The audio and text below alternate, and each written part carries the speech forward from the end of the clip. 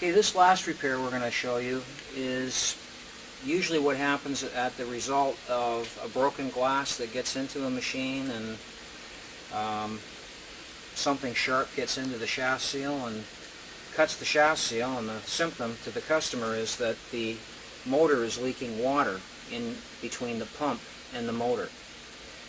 So the other reason that you might have to take the motor off, if for some reason the customer has run the machine and forgot to put the filter over top of the pump motor, and it's got something down in it like a spoon or a rag or something that's impeding the flow of water from the pump, and the pump would have to be removed.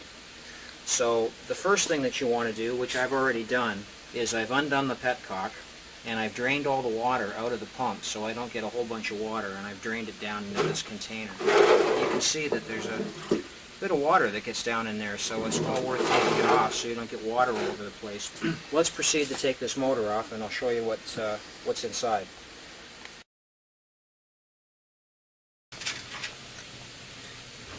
Now, these are often pretty tight when you take them out. You'll see I've got the bolt off. So what I usually do is I get myself a nice big screwdriver like this one, and I just pry this a little bit forward to take the pressure off the motor, and it just slides forward just enough so I can easily pop these screws out instead of having to struggle and try to get them out by just leaning it forward like that. You can see the movement in the motor. Now I can slide the motor out and bring it down here, because I've disconnected the tie wraps, and I can work on it.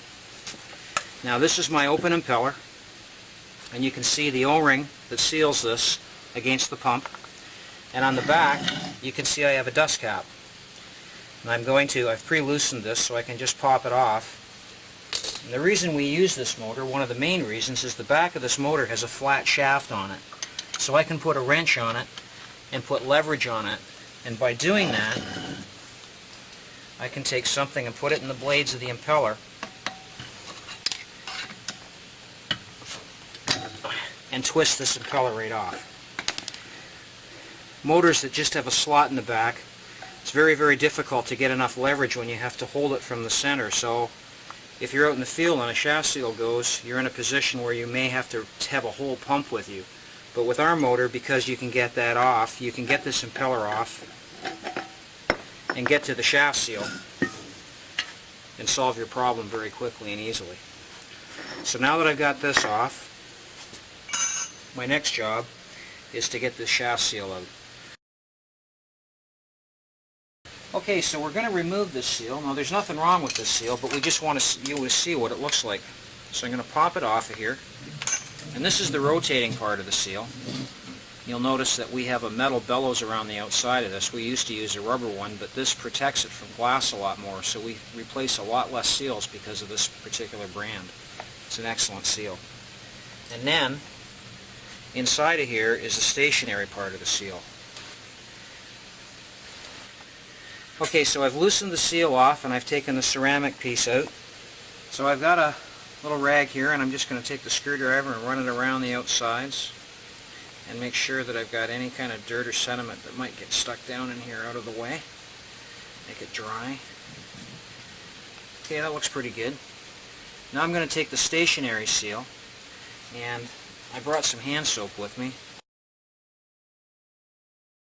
and I'm just going to take a little bit of this and just put it around the outside of this seal, because I don't want to put grease on this, because grease is waterproof, and if I get grease on this and I put it up against the other part of the seal, it might waterproof it enough to make it heat up when it starts to spin. It's not a good idea to run a shaft seal without water in it, because that's what makes it crack. It doesn't hurt the motor to run it without water in it, it hurts the shaft seal, and if for any reason this gets hot and cracks, you're going to have to do this job again. This is the shaft seal that we took out of the machine. One thing you don't want to do is take a shaft seal out and then reuse portions of it, like half of it, and try to save it. When you're going to take out a shaft seal, take out the shaft seal, replace both pieces, and throw the one away. Even if you're just taking it out and it looks alright, it's not a good idea to reuse one.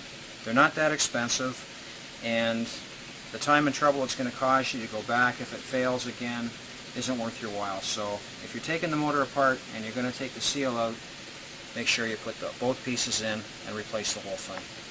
You have a lot less problem and a lot less service trouble.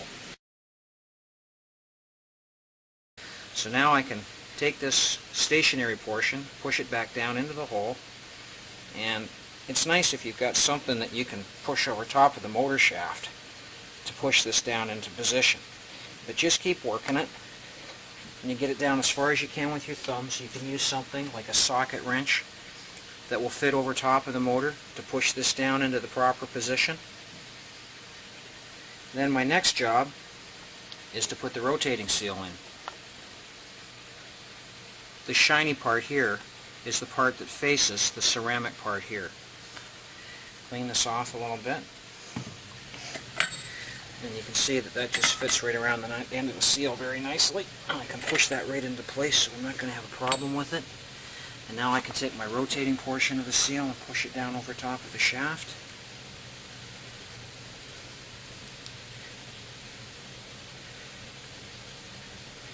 There, it's nice and springy. Now, I've got everything back into place. I'm going to take my impeller and I'm going to spin it back on here. And what happens is when the impeller tightens up and goes down, it's going to put pressure on the spring on this, which is going to push the rotating seal into the stationary seal. And that's what makes this seat so it doesn't leak through the motor. Turns on clockwise, I should say, just like any normal nut would. And now I put it down, and I'm going to hold the back of my shaft. I'm just going to take this and tighten it up. There.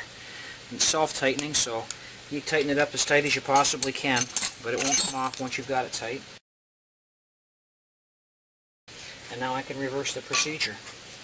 I'm going to put my dust cap back on the back of the motor.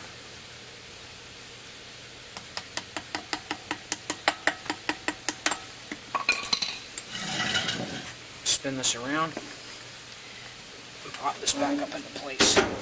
My O-ring's in place. Just pop that on the front of the motor.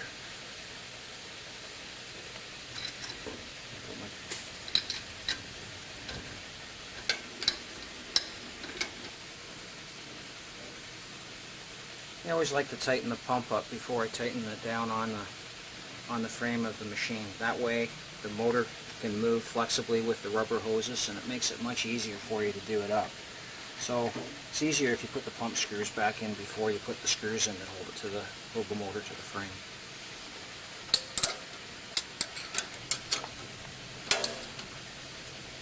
All set. Now I need to put my screws back in that hold the motor to the frame, and just like I did the first time, I'm going to put a little screwdriver in the back here just so I can wedge the motor forward and easily drop these screws into their spot. There goes one. And that one goes in the back washer and lock washer on.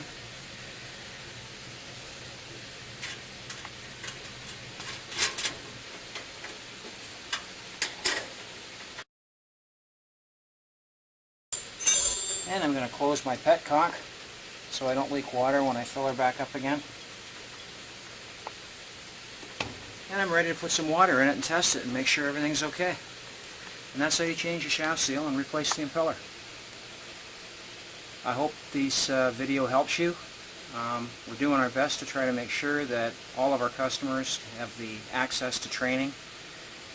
If there's anything else that we can do to help you, just call your Knight sales representative in your territory, and we'll be glad to help you any way we can. Thank you very much.